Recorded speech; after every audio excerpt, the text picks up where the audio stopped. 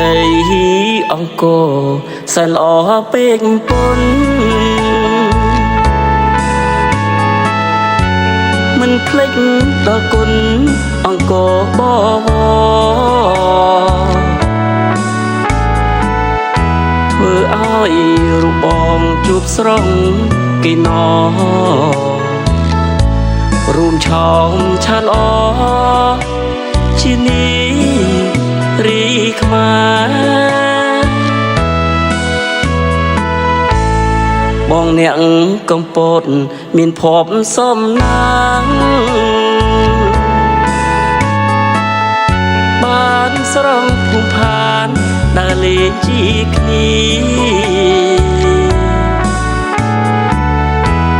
ប្រាសាទបុរាណយ៉ាងធំហិមី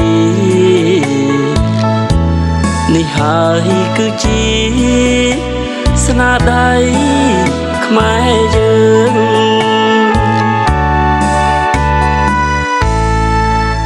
ប្រាសាទបាខាន់បងកានដៃស្រីលៀនចូលដំរីអង្គុយត្រសងនៅក្រោមដើមផ្ដៀកសែនធំកនឡងរូបអូននឹងបង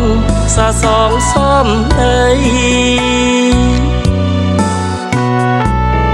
លើភ្នំបាក់ខែង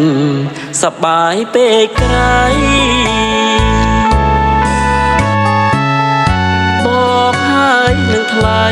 មើលថ្ងៃរៀបលិចអនុស្សាវរីយ៍បងចាំមិនភ្លេចស្រណោះពាក្យពេចន៍ស្រីថាស្នេហ៍បង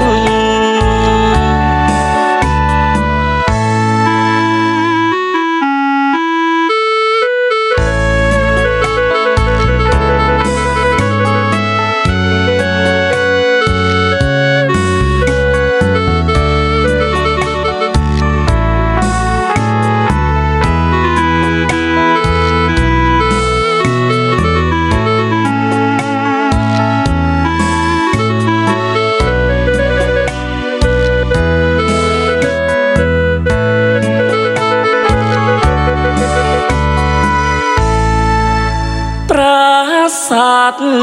បាខាន់បងកានដៃស្រីលៀនចូលដំរីអង្គុយត្រសងនៅក្រោមដើមផ្ដៀកសែនធំកនឡងរូបអូននឹងបង